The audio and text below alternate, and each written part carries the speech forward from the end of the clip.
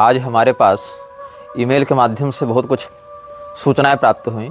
अलग अलग दर्शकों ने अपने पास उपलब्ध प्रमाण हमारे पास भेजे हैं, जिसमें कुछ लोगों ने ब्रह्मा कुमारी संस्था के द्वारा किस प्रकार से पैशाचिक मतों का विस्तार किया जा रहा है और किस प्रकार से आसुरी शक्तियों के प्रति लोगों को आकर्षित किया जा रहा है, प्रताड़ित किया जा रहा है, असामाजिकता फैलाई जा रही है, इस विषय में बहुत से प्रमाण हमें भेजे हैं ईमेल से।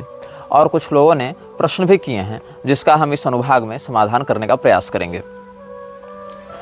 आप सबों को जब हमने बताया था कि ब्रह्मा कुमारी वाले हृदय में एक ज्योति की कल्पना करवाते हैं, तो लोगों ने कहा हृदय में नहीं, ललाट में कल्पना करवाते हैं। देखिए, भाव यह है कि ललाट, हृदय इत्यादि केंद्र बदल सकते हैं। प्रधानता यह है कि शास्त्रीय देवी देवताओं की आराधना छोड़कर अपुष्टावस्था में केवल ज्योति का चिंतन करवाना व्यक्ति को नकारात्मक शक्तियों की ओर प्रेरित कर सकता है। और यही इन लोगों का उद्देश्य है कि जिस भी व्यक्ति के चित्तवृत्ति में धर्मशास्त्रीय परंपरा का अभाव देखें, उस व्यक्ति को किसी भी प्रकार से अपने दल में सम्मोहक बातों का आश्रय लेकर सम्मिलित कर लिया जाए। ऐसे ही तुमको अगर स्मरण होगा, एक और संस्था है भारत में, दिव्य ज्योति जागृति संस्थान के नाम से, जिसका प्रवर्तक आशुतोष नाम का एक व्यक्ति था। वो किस प्रकार के लोगों को अपने संस्थान में जोड़ रहे हैं? ऐसे लोगों को जो हिंदू धर्म से संबंध तो रखते हैं, स्वयं को हिंदू तो मानते हैं, किंतु हिंदू धर्म में क्या परंपरा है, क्या नियमावली है, क्या उपासना मर्यादा है, इस विषय में कुछ भी नहीं जानते। उन लोगों को केवल एक ज्योति का ध्यान करवाया जाता है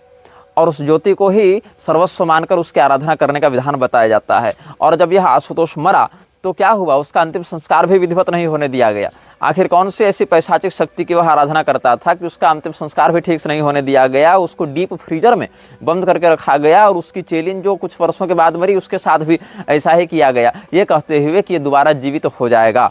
तो ये किस प्रकार की सनातन परंपरा का ये सब निर्वहन कर रहे हैं हिंदू धर्म के नाम पर? कहने का तात्पर्य है कि हिंदू धर्म के ऐसे लोग जो हिंदू बन तो गए, पैदा तो हो गए, लेकिन हिंदू धर्म के विषय में, सनातन के विषय में कुछ भी नहीं जानते और न परंपरा प्राप्त आचार्यों का मार्गदर्शन उन्हें प्राप्त है। ऐसे लोग इन पैशाचिक संस्थाओं के बहुत ही सरल लक्ष्य हो जाते हैं, सॉफ्ट टारगेट हो जाते हैं। कुछ व्यक्तियों के प्रश्न आए हैं, जिसमें एक प्रश्न यह है कि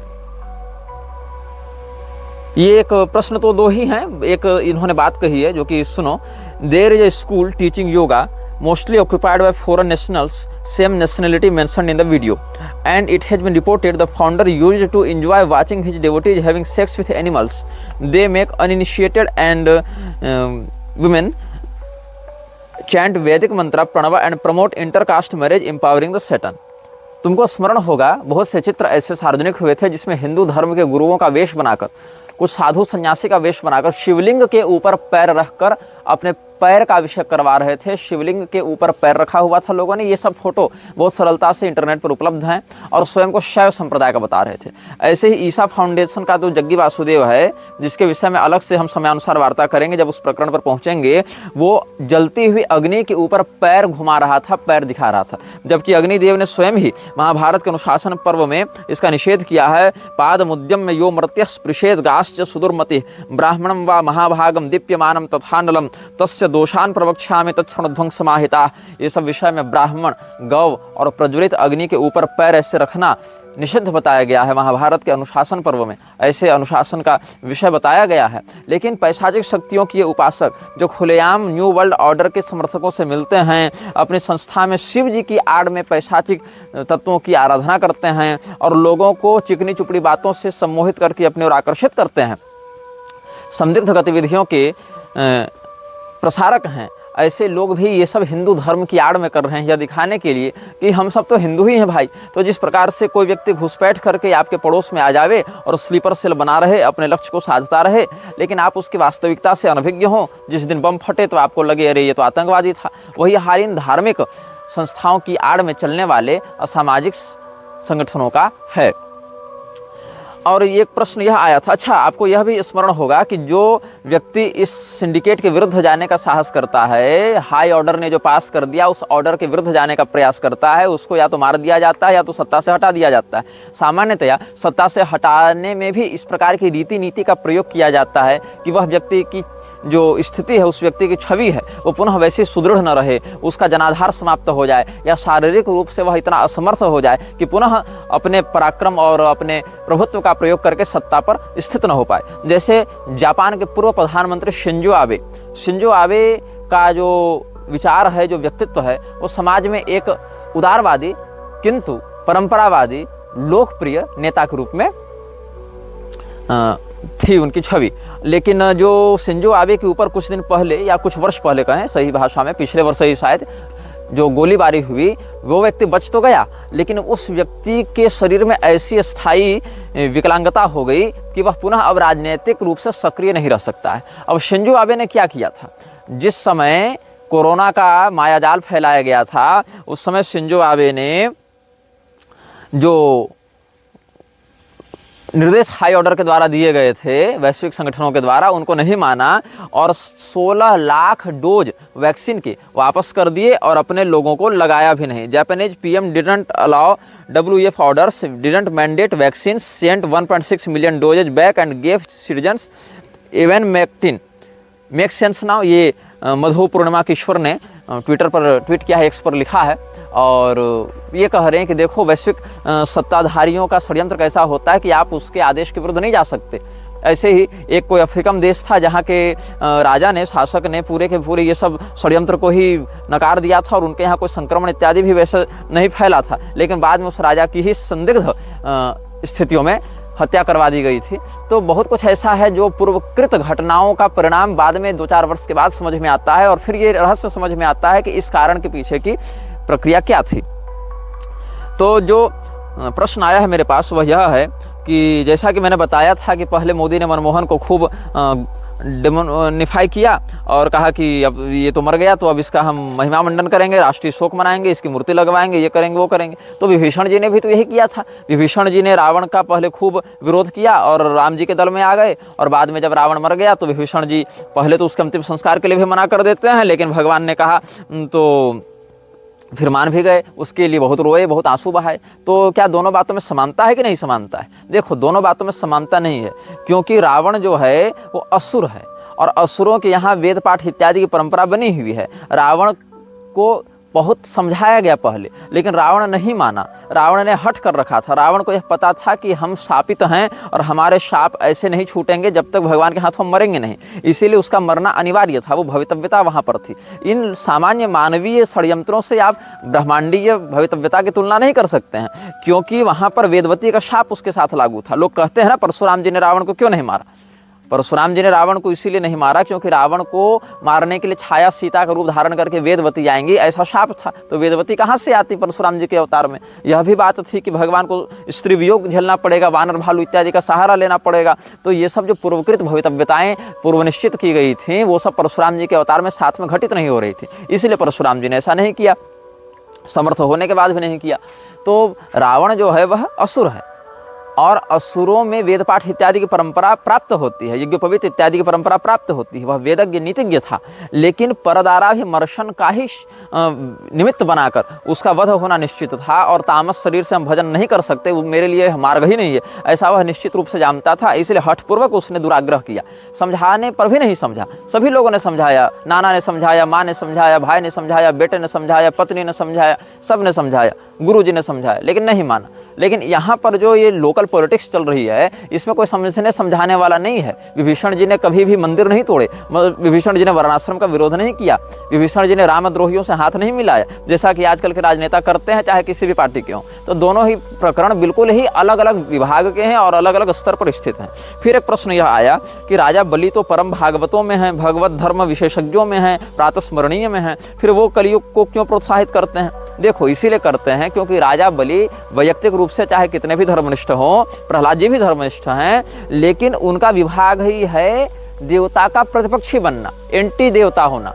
तो देवता का प्रतिपक्ष स्थान वो धारण करने से देवताओं के साथ युद्ध करते हैं, और देवताओं का युद्ध, इसके साथ युद्ध तब करेंगे जब देवताओं की शक्ति कम होगी, और देवताओं की शक्ति को कम करने के लिए यज्ञ मर्यादा इत्यादि का विरोध करना पड़ेगा उनको। जो मानवीय यज्ञ हैं, मनुष्यों के द्वारा जो किए जाने वाले यज्ञ हैं जिनसे देवताओं को पुष्टि प्राप्त होती है, वहाँ मनुष्यों में यज्ञ परंपरा इत्यादि, श्राद्ध दान इत्यादि की परंपरा खंडित होगी, तब देवताओं का बल कम होगा, और देवताओं का बल कम होगा तो असुरों का उत्कर्ष होगा। इसी कारण से राजा बलि स्वयं धर्मनिष्ठ होने के बाद भी जो यज्ञ देवताओं को पुष्ट करते हैं, ऐसे यज्ञों का विरोध करने के लिए कलियुग और म्लेच्छ राज को प्रोत्साहित करते हैं।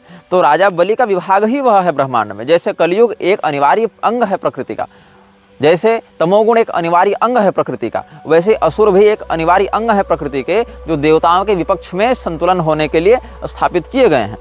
अब कुछ लोग यह कहते हैं कि म्लेच्छ ही असुर है, असुर ही म्लेच्छ है। एक व्यक्ति तो कह रहा था कि भगवान शिव ही म्लेच्छ हैं। ऐसे ऐसे नालायक हमारे वीडियो देखने पहुंच जाते हैं कि खोपड़ी घूम जावे।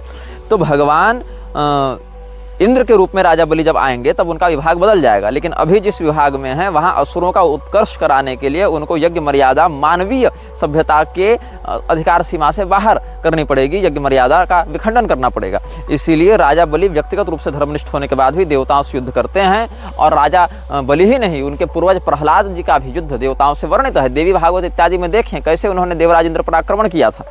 तो राजा बलि असुर हैं और म्लेच्छ अलग होते हैं। म्लेच्छ मनुष्यों के ही अंतर्गत एक समुदाय विशेष का नाम है, और असुर बिल्कुल अलग प्रजाति हैं। जो असीरियन सभ्यता के राजा अपने नाम के आगे असुर लगाते थे, वो अपने आराध्यों के सम्मान में लगाते थे। वो असुर जाति के नहीं थे, असुर प्रजाति के नहीं थे। एक मानवियों में भी असुर नामक एक समुदाय प्राप्त होता है, लेकिन वो भिन्न है। म्लेच्छों में भी कई प्रजातियां होती हैं। जैसे भारत के पश्चिम भाग में रहने वाले यवन होते हैं, भारत के पूर्वी भाग में किरातों का स्थान बताया गया है, दक्षिण में शबर हैं, उत्तर में हूण हैं।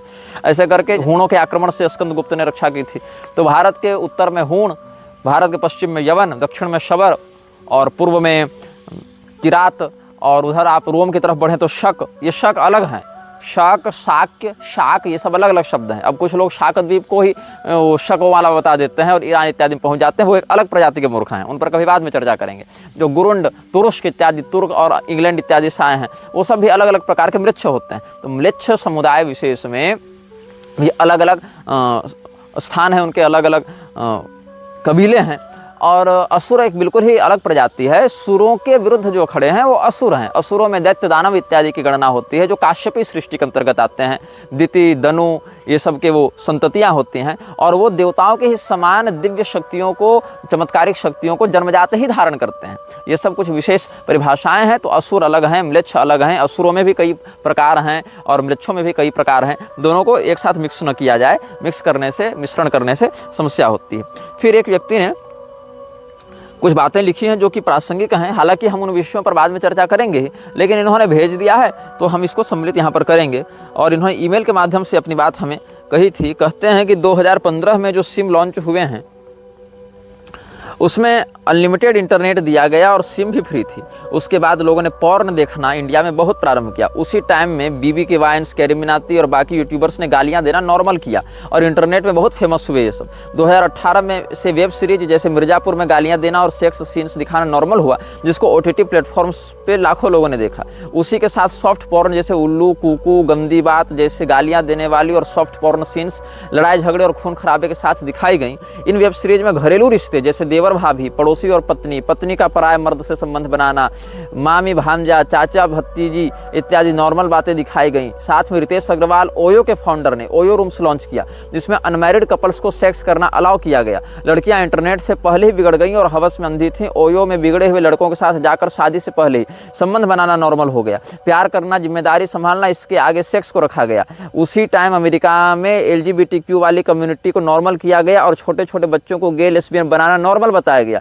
उसी के साथ ओनली फैंस भी आया, जिसमें लड़कियों को पैसा कमाने के लिए अपनी नंगी फोटो बेचना और कुछ भी टाइम में करोड़पति बनाना नॉर्मल कर दिया गया। इंडिया में लड़कियां शादी से पहले फिजिकली होकर संबंध बना रही, लड़के पॉर्न और इंस्टा पे लड़कियों की नंगी रील्स देख रहे, मास्टरबेट करते हुए कमजोर हो रहे। इसकी वजह से IVF से बच्चा पैदा करने का बिजनेस भी नॉर्मल हुआ, क्योंकि लड़कों का स्पर्म क्वालिटी खराब होने लगी ज़्यादा हस्तमैथुन से, डॉक्टर्स ने हस्तमैथुन को नॉर्मल बताया। इंटरनेट पर कई ऐसे आपको लेख भी मिल जाएंगे जहाँ इसको नॉर्मल बताया जा रहा है। और IVF सेंटर्स ने खूब पैसा कमाए। वेब सीरीज और यूट्यूब से गलत सेक्सुअल चीज़ों को, जैसे कि वाइफ स्वैपिंग और ओपन मैरिज, और मैं बोल भी नहीं सकता, ऐसी फैंटेसीज को लोगों को बताया गया, उनके दिमाग में डाला गया। और ये सब क्या होता है, आज सिचुएशन ये है कि लड़के जो पढ़ाई करके करियर बना रहे हैं वो डिप्रेशन में जा रहे हैं, ये सोच कर कि उनकी होने वाली बीवी किसी और के साथ संबंध ना बना रही हो। मेरे पास भी ऐसे बहुत से लोग व्यक्तिगत समस्याएं लेकर आते हैं, चाहे स्त्री हो चाहे पुरुष हो, पुरुष तो अधिक ही हैं उसमें, बल्कि उनको वर्जिन लड़की मिलेगी या नहीं, और बिगड़े हुए अमीर लड़के लड़कियों को प्यार और पैसे दिखा रहे, उनके शरीर का इस्तेमाल कर रहे। ये सब जियो का फ्री अनलिमिटेड इंटरनेट और ओयो रूम्स के आने के बाद समाज में इसका असर तेजी से हुआ। साथ ही अंबानी की शादी में दिखाया हुआ एक था कपल आया जो रॉथस्चाइल्ड फैमिली से बिलोंग करता है, जो कि इल्यूमिनाती और मलक्षरा से डायरेक्ट कनेक्शन में है। इसका मतलब मुकेश अंबानी कोई शरीफ इंसान नहीं, सब कुछ एक सोची समझी साजिश के साथ किया हुआ है 2015 में। ऐसा इस व्यक्ति ने मुझे ईमेल भेजा, और इस ईमेल में कही गई बातें तथ्यात्मक भी हैं, इसलिए हमने इसको सम्मिलित किया। और आप भी अपने जीवन में व्यक्तिगत या सामाजिक रूप से ऐसा अनुभव करते होंगे, लेकिन हिंदुओं को इससे मतलब है क्या? क्या हिंदुओं में ये मुख्यधारा की विमर्श का हिस्सा है क्या? क्या हिंदुओं के धर्मगुरु इन विषयों पर चर्चा कर रहे हैं? नहीं कर रहे हैं। उनको अपने आश्रमों के उत्तराधिकारी के कब्जेदारी से फुर्सत नहीं, नेताओं की चापलूसी से फुर्सत नहीं, और दबे कुचे जवान में अगर मलूक पीठ वाले चाहे प्रेमानंद बाबा जैसे कुछ लोग कहीं रील में इत्यादि में कह भी देते हैं, तो भी ऐसी विकृतियों को प्रोत्साहित करने वाले हीरो हीरोइन से मिलना जुलना और अंतरजातीय विवाह करने वाले लोगों को प्रोत्साहित करना, जैसा कि अभी कोई पंजाबी व्यक्ति आया था, ब्राह्मण लड़की से विवाह करके उसको प्रेमानंद ने मना करने के स्थान पर खूब प्रोत्साहित किया। और मलूक पीठ वाले भी जो हैं सो जिन नेताओं ने व्यभिचार की धारा हटाई, उन्हीं नेताओं को आशीर्वाद देते और उनके यशोगान में मंच से प्रशस्तियां गाते हुए दिखते हैं। तो जिन विषयों पर मुख्य धारा में विमर्श होना चाहिए, उन विषयों पर तो एकांत में भी विमर्श नहीं होता है। और इसी के कारण यह जो विकृति मानसिक रूप से बहुत तेजी से हर घर में फैल रही है, उसका भीषण दुष्परिणाम पिछले 15 से 20 सालों में देखने को मिला है। और हिंदू कहाँ लहा लोटा है? तो मीडिया चैनल के इंटरव्यू में स्वयं को विष्णु अवतार बताने वाले IIT बाबा में लहा लोटा है, जो अलग लेवल नशेड़ी चल रहा है। तो किस साध्वी के नितंब कैसे हैं, किस साध्वी का स्तन कैसे हैं, किस साध्वी के नेत्र कैसे हैं, इसकी समीक्षा में सबसे सुंदर साध्वी, सबसे घटिया साध्वी, ये सब दिखाने के चक्कर में लहा लोटा है। अखाड़ा परिषद साध्वियों को अपने आगोश में लेने के लिए अलग मर रहा है। और हिंदू क्या कह रहा है कि अरे 144 साल बाद कुंभ लगा, हम इसी में खुश हैं। 144 साल बाद महाकुंभ लगा, हम इसी में खुश हैं। ये अलग गणित चल रहा है।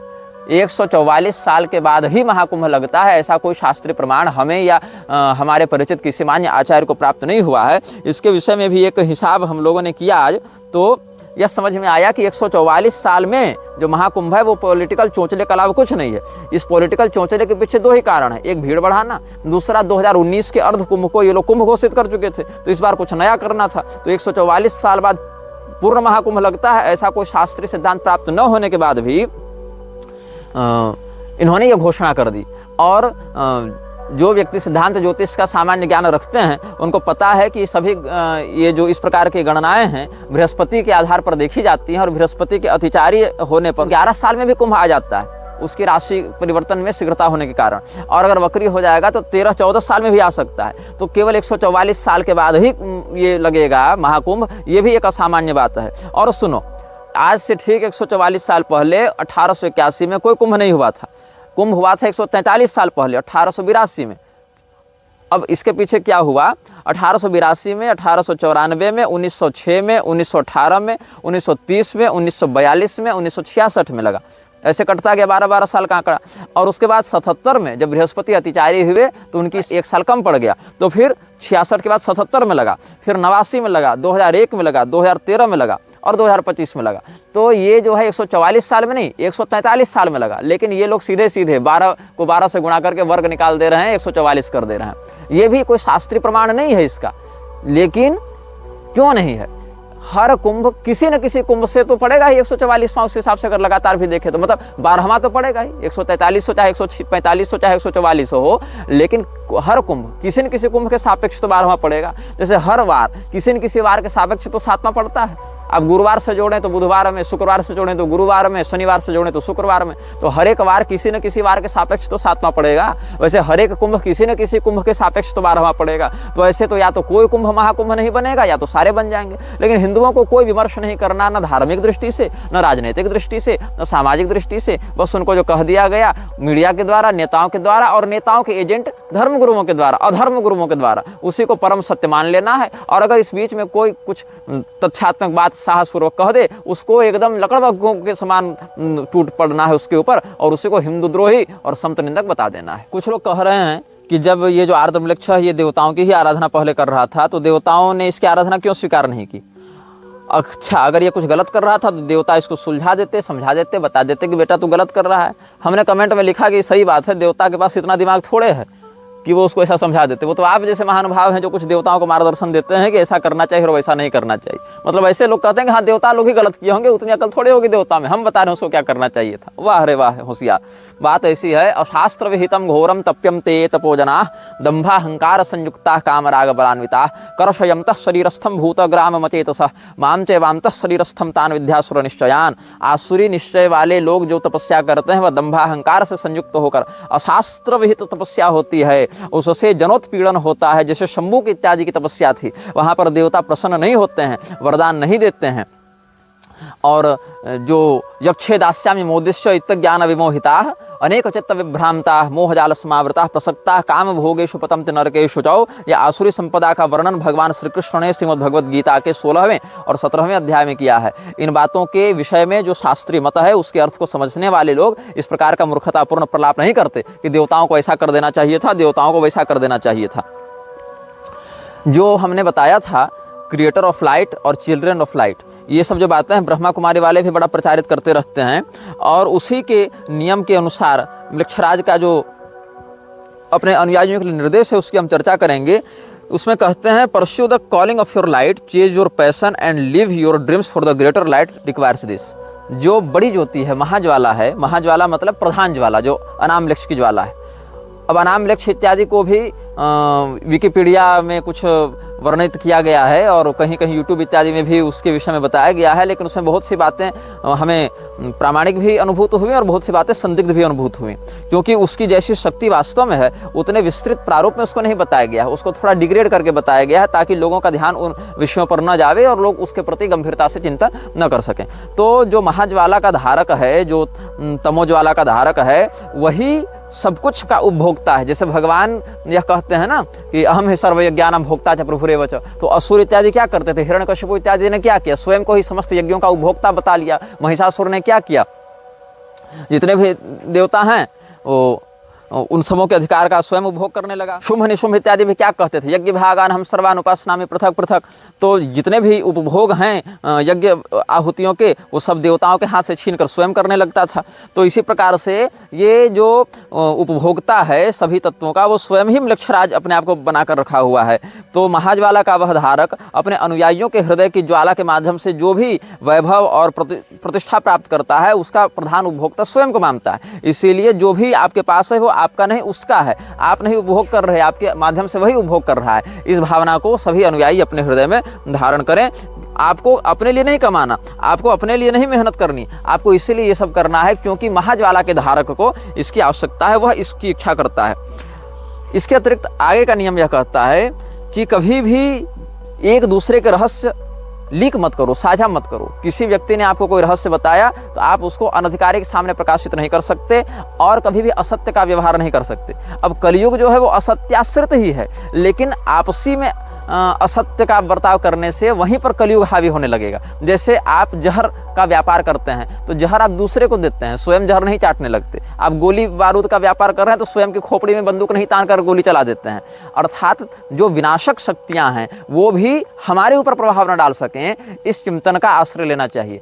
तो सत्य का और निष्कपट भाव का व्यवहार भी आंतरिक संगठन में ये बर्ताव में रखते हैं ताकि हमारा संगठन जो है वो स्थायी बना रहे। क्योंकि देखिए अधर्म का विस्तार करने के लिए व्यक्ति को स्वयं धर्म का आश्रय लेना पड़ता है, क्योंकि अधर्म में जो 3 अक्षर हैं उसमें 2 अक्षर तो बहुसंख्यक तो धर्म का ही है। इसीलिए जो व्यक्ति दूसरे को क्षति पहुंचाता है वो स्वयं क्षति से बचे रहने के लिए, उसके दुष्प्रभाव से बचे रहने के लिए उस षड्यंत्र को अपने ऊपर हावी नहीं होने देना चाहता। तो मृक्षराज के संगठन में असत्य बोलना और एक दूसरे के रहस्य को लीक करना, अनधिकृत के सामने चर्चा करना भी निषिद्ध है। मृक्षराज की ज्योति जिसके अंदर स्थापित होती है, ऐसे लोग जो रिचुअल्स के माध्यम से उस ज्योति को जगाते रहते हैं, जैसा कि पिछले अनुभागों में हमने इयान लेस्ली के द्वारा टेरेसा का साक्षात्कार लिया गया था उसकी चर्चा की थी। ऐसे सैकड़ों उदाहरण आपको सार्वजनिक सोशल मीडिया इत्यादि में भी प्राप्त हो जाएंगे। और म्लेच्छराज इन सबको प्रतिबंधित भी नहीं करता है, क्योंकि एक तो बड़ी विशाल जनसंख्या लोगों की ये है जो मानती ही नहीं कि ये सब बातें सच हैं, और कुछ जो जनसंख्या मानने वालों की है वो इतने बिखरे हुए हैं, असंगठित हैं और अपने ही जीवन में इतने उलझे हुए हैं कि एकत्रीकृत होकर युग धर्म के विरुद्ध जाकर म्लेच्छराज का कुछ बिगाड़ नहीं सकते। उल्टे, जैसे कि हमने इस श्रृंखला को प्रारंभ किया तो बहुत से लोग म्लेच्छराज से जुड़ने के लिए मुझसे संपर्क करने लगे कि मुझे बताओ इसमें कैसे उसका हम आश्रय ग्रहण करें। तो फिर ऐसे वीडियो को देखकर वैसी तमोगुणी पैशाचिक मानसिकता वाले लोग आकर्षित होते हैं, तो निःशुल्क इसका प्रचार होता है, इसका विज्ञापन होता है। ये सब भी कुछ स्वार्थ हैं। तो जो बहुत बड़ी सत्ता होती है, चाहे दैवीय दृष्टि से हो चाहे आसुरी दृष्टि से हो, वो इस प्रकार के छोटे मोटे चमत्कारों से या प्रताड़नाओं से प्रभावित नहीं होती, उस पर ध्यान भी नहीं देती है। तो कोई भी निर्णय लेना है तो महाज्वाला जो हृदय में स्थापित की गई है म्लेच्छ परंपरा से, उसी को अंतिम निर्णायक मानना है। वो हृदय में स्वयं संकेत कर देगा कि तुमको इस मार्ग में आगे बढ़ना है कि नहीं बढ़ना है। मतलब अंतिम निर्णय जो है, डिसीजन में जो अंतिम मुहर लगेगी वो उस ज्वाला के माध्यम से ही लगेगी, और वो अंदर से वो पता चल जाएगा, वह अनुभूति हो जाएगी उसके उपासक को कि हाँ, इस निर्णय में हमको आगे बढ़ना है कि नहीं बढ़ना है। ये अगला नियम म्लेच्छराज ने अपने अनुयायियों के लिए निर्दिष्ट किया है। म्लेच्छराज अपने अनुयायियों के लिए कहता है कि तुम अपने भौतिक घर को अपना घर मत मानो। जो हमारा पैरागमम है वही तुम्हारा असली घर है। पैरागमम के विषय में जिनको नहीं पता होगा वो पहला और दूसरा अनुभाग इस श्रृंखला में देख सकते हैं। जो तुम्हारा वास्तविक घर है वो हमारा मुख्यालय ही है। बाहर के जितने घर हैं वो तो बनने बिगड़ने वाले हैं, वो तो हम चाहें तो तुमको आज महल में बैठा दें, चाहे रेगिस्तान में फेंक दें। लेकिन जो हमारा पैरागमम जो हेडक्वार्टर है वही सभी म्लेच्छराज के अनुयायियों का चरम निवास होता है, सेफ हाउस भी होता है, हेडक्वार्टर भी होता है, वही उनका रेसिडेंस भी होता है। इसीलिए जब भी तुम भटको जीवन में, इधर उधर अपने संगठन के उद्देश्य से भटको, तो और किसी ऐसे व्यक्ति की संगति में आ जाओ जो तुम्हें इस चीज़ से निकालना चाहता है, तो ध्यान दो कि हमने जो तुम्हें दिया है तुम उस कर्ज से पीछे नहीं भाग सकते। ऑलवेज पे योर डेट्स, ये भी एक नियम हम पहले बता चुके हैं। इसीलिए तुमको अपने घर वापस लौटने के लिए एक से अधिक मार्ग पता होने चाहिए। जैसे कि आपको रिचुअल करने बैठे हैं, उसमें कोई ऐसी संस्था का हस्तक्षेप हो गया या कोई 10-20 उत्साही पुलिस वाले आ गए जिनको पता ही नहीं कि हम तो वस्तुतः जिस पुलिस डिपार्टमेंट के लिए काम कर रहे हैं वो मूलतः उसी का हिस्सा है। उनको छोटे स्तर पर तो पता नहीं होता ये सब। तो जैसे किसी पार्टी के कार्यकर्ता को यह पता नहीं होता कि उसका नेता किस आतंकवादी से मिलकर कहाँ बम फोड़ने वाला है, उसको तो लगता है हम अपने नेता के लिए काम कर रहे हैं, हम अच्छाई के लिए काम कर रहे हैं। तो वैसे किसी पुलिस की रेड पड़ गई अगर कहीं पर, तो वहाँ से उस रिचुअल को भंग किए बिना हम उसके उद्देश्य की पूर्ति करें, इसके अन्य विकल्प भी उसको ज्ञात होने चाहिए। टेरेसा ने अपने इंटरव्यू में क्या बताया था कि उसके साथ बलात्कार करने वाले जो शैतान के उपासक थे, उसके घर में आने जाने वाले लोग बड़े बड़े पुलिस अधिकारी थे, बड़े बड़े न्यायाधीश थे, बड़े बड़े मिनिस्टर्स थे, इसीलिए हम पुलिस के पास नहीं गए क्योंकि कोई लाभ नहीं होता। ये सभी बातें हैं। उसमें कोई कोई ऐसे व्यक्ति इन संगठनों में घुसे हुए होते हैं जिनको पता ही नहीं होता कि हम किस व्यवस्था के लिए काम कर रहे हैं, और वो तो केवल एक 2 वक्त की रोटी, कैरियर बनाने के लिए, सैलरी पाने के लिए पढ़ाई लिखा करके वहाँ घुसे हुए हैं। तो बहुत बड़ी जनसंख्या जो वर्कर्स की है, जो सर्विसमैन की है, उनको पता ही नहीं होता कि हम जो रोटी खा रहे हैं, जो काम कर रहे हैं, वो प्रोजेक्ट दरअसल चला कौन रहा है, उसका स्रोत कहाँ से जुड़ा हुआ है। म्लेच्छराज का अगला नियम बहुत ठोस है। वो कहता है कि सामने वाला व्यक्ति यदि तुम्हारे प्रति निष्कपट है तो उसका सम्मान करो, चाहे वो व्यक्ति अच्छा है चाहे बुरा है, तुम्हारा समर्थक है चाहे विरोधी है। कम से कम वो तुम्हारे साथ कपट का व्यवहार नहीं कर रहा है तो तुम्हें मानसिक रूप से कम उलझना पड़ेगा। उसकी सच्चाई तुमको पता है, चाहे समर्थन में चाहे विरोध में, तो तुमको दिमाग कम लगाना पड़ेगा, उसके रहस्य को समझने के लिए कम परिश्रम करना पड़ेगा। तो तुम्हारे पक्ष में हो चाहे विपक्ष में हो, लेकिन अगर वह व्यक्ति सच्चाई के द्वारा तुम्हारे सामने प्रस्तुत है तो उसका सम्मान किया जाना चाहिए, उसके गुणों का आदर किया जाना चाहिए। हो सकता है कल तुम्हारे अच्छे व्यवहार से प्रभावित होकर वो तुम्हारा साथी बन जावे, हो सकता है तुम्हारा अनुयायी बन जावे। तो ये सब कुछ बातें भी म्लेच्छराज के अनुयायियों के लिए सैद्धांतिक रूप से ग्राह्य होती हैं। म्लेच्छराज का अगला सिद्धांत है बिवेयर ऑफ द वाचर्स। कोई भी ऐसा व्यक्ति नहीं है म्लेच्छराज के संगठन में जिसके ऊपर नज़र रखने वाला कोई दूसरा व्यक्ति न हो, चाहे वह नज़र रखने वाला स्वयं म्लेच्छराज है, चाहे उसके द्वारा नियुक्त किया गया कोई गुप्तचर है। डिज्नीलैंड के रहस्यों को जब हम खोलेंगे तब वहाँ पर हम इन वाचर्स के विषय में विशेष करके बताएंगे। लेकिन अभी के लिए इतना समझ लीजिए, आपकी कोई भी गतिविधि, आपका कोई भी क्रियाकलाप म्लेच्छराज के संज्ञान के बिना नहीं संभव है।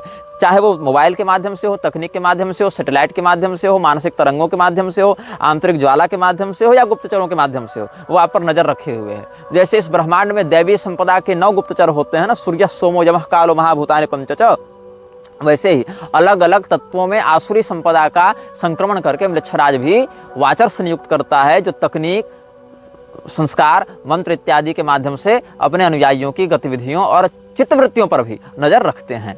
तो इसीलिए उनसे सावधान रहना चाहिए। ये नहीं सोचना चाहिए कि हम म्लेच्छराज के अनुयायी हो गए तो मनमौजी करने लगे।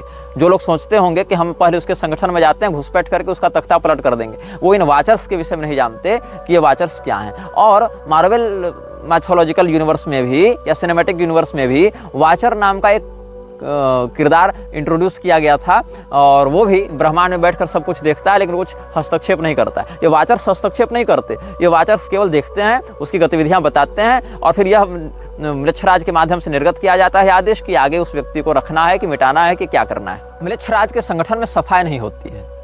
सफाई से तात्पर्य है आप किसी चीज़ को एक्सप्लेन नहीं करते, एक्सक्यूज नहीं देते हैं, आपने ऐसा क्यों किया। या तो आप काम करेंगे सही तरीके से या गलत तरीके से। यदि आप सही तरीके से काम करते हैं और आपको यह पता है कि हमने जो किया सही किया, तो चाहे कितने भी लोग आपका विरोध करें, आप उस काम के श्रेय से या उस काम के शैली से पीछे नहीं हटेंगे, आप डटे रहेंगे कि हाँ ये ठीक है। और अगर आपने वो काम ठीक से नहीं किया है तो आप तुरंत क्षमा मांगेंगे, अपोलॉजी करेंगे, अपोलॉजी की डिमांड करेंगे। वहाँ एक्सक्यूज नहीं होता है अरे हम तो ऐसा चाहते तो ऐसा हो गया, वैसा नहीं। अपोलॉजी और एक्सक्यूजेज वहाँ पर मान्य नहीं होते हैं। आप या तो उसको सकारात्मक रूप से दृढ़तापूर्वक स्वीकार करेंगे या फिर तत्काल वहां पर बिना किसी बहस के क्षमा मांगेंगे। एक्सक्यूज में समय नष्ट करना निषिद्ध होता है। म्लेच्छराज अपने अनुयायियों के लिए संगति का नियम बहुत कठोरता से निर्धारित करता है। किस व्यक्ति की संगति में आप रहेंगे इसको बहुत सूक्ष्मता से समझता है। संगति व्यक्ति के चित्तवृत्ति पर बहुत गंभीर प्रभाव डालती है। संगति से प्राप्त होने वाले ज्ञान, अनुभव और संपदाएं आपके जीवन में एक बहुत बड़ा हिस्सा रखती हैं, जिसमें 25% तक सम्मिलित हो सकता है।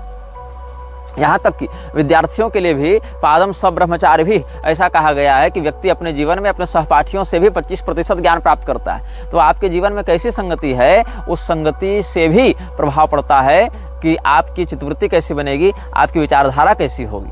यही कारण है कि काम शास्त्रीय ग्रंथों का जब आप अध्ययन करेंगे, ईश्वर कृपा से हमने 12 विध काम शास्त्र का अध्ययन किया है, उसमें एक प्रकरण यह भी प्राप्त होता है कि व्यक्ति को अपनी पत्नी की संगति पर बहुत ध्यान से दृष्टि रखनी चाहिए और दुष्चरित्रा स्त्रियों से उसकी रक्षा करनी चाहिए, क्योंकि सच्चरित्रवती स्त्री भी दुष्चरित्रा स्त्रियों की संगति में जाकर बिगड़ जाती है। और म्लेच्छराज अपने अनुयायियों को अपने विचारधारा के विरोधी लोगों की संगति से बचाने का प्रयास करता है, ताकि कहीं वो इस लक्ष्य से, इस सिद्धांत से भटक कर म्लेच्छराज के लिए खतरे की घंटी न बजाने लगें। इसीलिए म्लेच्छराज उन लोगों के साथ दीर्घकालिक संबंध स्थापित करने से प्रतिबंधित करता है अपने अनुयायियों को जो म्लेच्छराज के सिद्धांत के समर्थक नहीं हैं या सांस्कारिक रूप से म्लेच्छराज की सत्ता के विरुद्ध खड़ा होने का पोटेंशियल रखते हैं या वैसी प्रतिभा रखते हैं। म्लेच्छराज एक और नियम पर जोर देता है जिसमें अपनी पत्नी का सम्मान करने की बात कही गई है। बाकी स्त्रियों का सम्मान करने की बात नहीं कही गई है, क्योंकि वहाँ तो व्यभिचार फैलाना है, वहाँ तो बलात्कार करना है, वहाँ तो भ्रूण हत्या करनी है, वहाँ तो तरह तरह के यौन रोगों को प्रसारित करना है। लेकिन अपनी पत्नी का सम्मान करने की बात इसीलिए कही गई है क्योंकि व्यक्ति दाम्पत्य जीवन में जितना अधिक सुलझा हुआ रहेगा, म्लेच्छराज का अनुयायी, केवल अनुयायी मतलब छोटे स्तर का अनुयायी नहीं, टॉप मोस्ट लेवल के अनुयायी, छोटे मोटे अनुयायी नहीं होते, छोटे मोटे गुलाम होते हैं।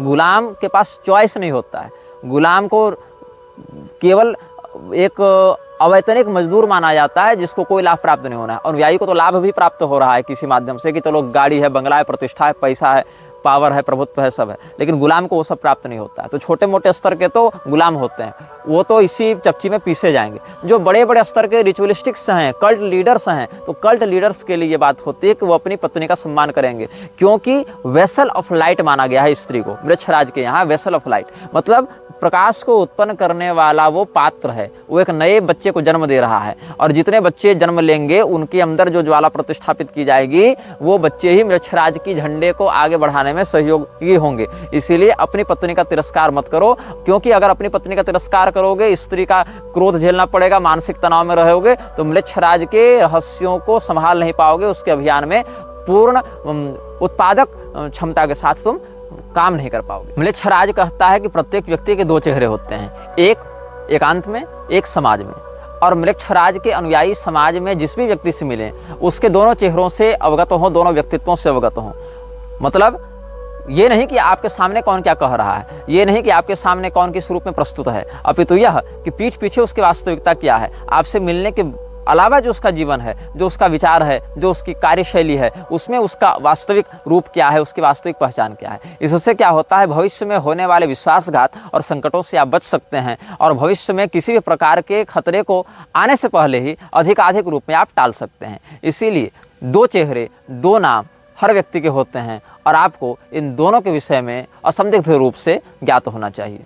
किसी अज्ञात व्यक्ति से मिलने के समय भी आप उससे ऐसी निर्भयता और आत्मविश्वास के साथ मिलेंगे जैसे आप उसको पूरी ज़िंदगी से जान रहे हो, पूरे जीवन भर आप उसको जानते हो, बचपन से जान रहे हो। और मृच्छराज के अनुयायी अपने जीवन में अपने आत्मविश्वास के ही कारण या आत्मविश्वास के प्रदर्शन के कारण ही लोगों के चित्तवृत्ति में अपने व्यक्तित्व की छाप छोड़ने में सफल हो जाते हैं। First impression is the last impression, ये भी एक कहावत चलती है। देखो, first impression is the last impression एक बहुत बड़ा छलावा है, क्योंकि कोई भी व्यक्ति जो पहले मुलाकात में आपको प्रभावित करने के लिए परिश्रम कर रहा है वो कहीं ना कहीं अपने वास्तविक रूप को छिपाने का प्रयास कर रहा है। जो व्यक्ति सच्चा होता है वो पहले मुलाकात में प्रभावित नहीं करता, धीरे धीरे आप उसको जानेंगे, समझेंगे, उसकी अच्छाई और बुराई की समीक्षा करेंगे, तब उसके व्यक्तित्व के विषय में बातें खुलकर सामने आएंगी। पहली मुलाकात में जो परिस्थिति बनी, जिस प्रकार की मनोवृत्ति थी, जिस प्रकार के गुणावगुण का चिंतन किया गया, वो चिरस्थायी नहीं होता है। उसमें आप एक दूसरे के विषय में जानते नहीं होते हैं। तो पहले मुलाकात में जो प्रभावित करने का प्रयास करता है उस व्यक्ति से सावधान रहिएगा। जो सहज रहता है वही व्यक्ति अधिकाधिक सच्चा होने के लिए योग्य होता है, उसमें उसकी संभावना अधिक होती है। लेकिन वृक्षराज के अनुयायी पहली मुलाकात में व्यक्ति को ऐसे दिखाने का प्रयास करते हैं जैसे कितने आत्मीय हैं, कितने अभिन्न हैं और कितने वर्षों से उसको बहुत निकटता से जान रहे हैं। वृक्षराज के अनुयायियों के लिए देर से उठना और जल्दी सोना निषिद्ध होता है। जो कल्ट लीडर्स होते हैं, जो रिचुअल कमांडर्स होते हैं इन लोगों के, वो सूर्योदय से पहले उठेंगे, यह अनिवार्य नियम है। और आधी रात के बाद ही सोएंगे, यह अनिवार्य नियम है। वो 4 से 5 घंटे ही नींद ले सकते हैं, इससे अधिक नींद नहीं ले सकते हैं। और सूर्योदय से पहले उठना तो अच्छी बात है, लेकिन देर रात तक जगना अच्छी बात नहीं है। देर रात तक जगकर उस ज्वाला को प्रोत्साहित करते हैं और प्रातःकाल सुबह जल्दी उठकर अपने ऊपर हावी होने वाली नकारात्मकता जो उनके अभियान में विखंडन उत्पन्न कर सकती है, उससे ये लोग बचते हैं। तो वृक्षराज के लगभग बड़े अनुयायी जो कल्ट लीडर्स होते हैं वो अधिक से अधिक 4 घंटे 5 घंटे की ही नींद लेंगे। उससे अधिक नींद लेने से वृक्षराज की जो ज्वाला है उनके अंदर वो धीरे धीरे कम होने लगती है, बुझने लगती है। प्रभाते तारका इव, जैसे सूर्योदय होने के बाद तारे टिमटिमाने बंद हो जाते हैं, मतलब दिखने बंद हो जाते हैं, वैसे ही अधिक सोने से मृक्षराज की ज्योति क्षीण होने लगती है। अब इसका अर्थ ये नहीं कि जो व्यक्ति मृक्षराज से बचना चाहता है वो 12-12 घंटा सोया करे, ऐसा नहीं है। जो उसके ज्वाला के धारक होते हैं वो देर रात तक जगेंगे, अनिवार्य नियम होता है। वो सुबह जल्दी उठेंगे लेकिन रात को देर से सोएंगे, ये उनके लिए एक महत्वपूर्ण नियम बताया गया है। विशेषज्ञता आपका विकल्प नहीं होना चाहिए, आपकी पहचान होनी चाहिए। एक्सीलेंस किसी भी चीज़ में वो आपकी आदत बन जानी चाहिए। और अगर आप किसी चीज़ में असफल होते हैं, फेल होते हैं, तो उस असफलता को अपने चिंतन पर, व्यक्तित्व पर हावी नहीं होने देना है। क्योंकि मृक्षराज के लिए ये संसार भी एक क्रीड़ा भूमि के ही समान हो गया है, जहाँ वो इच्छानुसार किसी को बढ़ा देता है, किसी को घटा देता है। जैसे ही आपको वीडियो गेम इत्यादि खेलें, उस वीडियो गेम में किसी को मार दिया आपने, किसी को बचा दिया, कहीं किसी की गाड़ी चुरा ली, कहीं किसी की हत्या कर दी, कहीं टैक्सी ड्राइवर बन गए, कहीं पुलिस वाले बन गए। वैसे ही ये दुनिया को एक वीडियो गेम की तरह ये नचाता है, खेलता है इसके साथ और तमाशा बनाकर रखता है पूरे संसार का। तो यदि आप किसी चीज़ में असफल हो जाते हैं तो भी उस असफलता से उत्पन्न होने वाली नकारात्मक भावना को अपने व्यक्तित्व के ऊपर हावी नहीं होने देना है। क्योंकि अगर आपकी वह ऊर्जा वहाँ खंडित होगी तो भविष्य में आप मृक्षराज के किसी काम नहीं आ सकते हैं। और मृक्षराज के लिए ही आप समस्त संपदाओं का अर्जन कर रहे हैं, क्योंकि चरम उपभोक्ता वही है। ऐसा हम पहले के नियमों में स्पष्ट कर चुके हैं। मृक्षराज के अनुयायी जब किसी व्यक्ति से मिलते हैं तो उनके लिए यह नियम है कि उसकी हाथों को मजबूती से पकड़ कर हिलाओ और उसकी आंखों में गहराई से देखो। वस्तुतः ये व्यक्ति जो हाथ मिला रहा है और गहराई से ग्रिप बनाकर हैंड शेक कर रहा है और आंखों से आंखों में जो कांटेक्ट बना रहा है, ऐसा लगता है कि ये व्यक्ति अपने प्रभाव को दिखा रहा है, लेकिन नहीं। जो ज्वाला का धारक है उसके शरीर के माध्यम से, उसके हाथ के माध्यम से, उसके नेत्रों के माध्यम से मृक्षराज सामने वाले व्यक्तित्व के विषय में स्कैन करता है। एक प्रकार से उसकी आंखों के माध्यम से वह देखता है, उसके हाथ के माध्यम से उसके संस्कारों का अनुभव करता है कि ये व्यक्ति कितना योग्य है, सामने वाला व्यक्ति मेरे समर्थन में आ सकता है कि मेरे विरोध में आ सकता है, कि इसमें किस प्रकार के पूर्वापर प्रसंग जुड़े हुए हैं। तो मृक्षराज का कोई अनुयायी जब दूसरे से हाथ मिलाता है तो उसके लिए अनिवार्य नियम है कि उसके हाथ को मजबूती से पकड़े, ग्रिप बनाए, जोर से पकड़कर हाथ मिलाए और नेत्रों में गहराई से देखकर एकदम गहरी भावना से झांकते हुए संवाद करे। और कम से कम ऐसा 10 से 15 सेकंड तक करे ताकि मृक्षराज को पर्याप्त अवसर मिले उस व्यक्ति के आंतरिक स्थिति में झांकने के लिए। बाकी तकनीक, गैजेट, सैटेलाइट फोन इत्यादि से तो बाहरी बातें समझ में आती हैं, आंतरिक विषय को बहुत स्पष्टता से समझने में कठिनाई होती है। इसीलिए हाथों के स्पर्श से और नेत्रों के माध्यम से गहराई से देखने के बाद मृक्षराज अपने अनुयायी के हृदय में बैठी ज्वाला के माध्यम से उस सामने वाले व्यक्तित्व के ऐसे भी रहस्यों को समझने में सफल हो जाता है जो कि समाज में अप्रकाशित होते हैं। मृक्षराज के अनुयायियों के लिए बहस करना सामाजिक दृष्टि से निषिद्ध बताया गया है। अगर किसी बात से आप असहमत हैं तो मृक्षराज के अनुयायी बहुधा बहस नहीं करते हैं, क्योंकि उनको पता है कि इस व्यक्ति का स्तर हो सकता है हमारे स्तर के सामने कुछ नहीं हो, इसीलिए वो जल्दी स्वीकार कर लेते हैं किसी बात को कि हाँ ठीक है, जो तुम कह रहे हो वही सही है। क्योंकि बहुधा आप ऐसा भी नोटिस किए होंगे, जितने भी सीरियल किलर्स हैं वो अपने दूसरे रूप में हत्यारे अवश्य होते हैं, ये सामाजिक रूप से बड़े शांत, मुस्कुराते हुए, खुशमिजाज, प्रोडक्टिव ऐसा दिखते हैं। आप इसमें कई सारे सीरियल किलर्स की डॉक्यूमेंट्री देख सकते हैं, इंटरव्यू देख सकते हैं या उनके विषय में रिपोर्ट्स देख सकते हैं, जहां एक और उसने 50 लोगों की निर्मम हत्या की हो, बहुत दुर्दांत रूप से हत्या की हो, लेकिन जब उसके पड़ोसियों से पूछा गया तो कहा गया ये तो बड़ा शांत व्यक्ति था, बड़ा हंसमुख था, बड़ा सोशली एक्टिव था और बहुत प्रोडक्टिव तरीके से जीवन जीता था।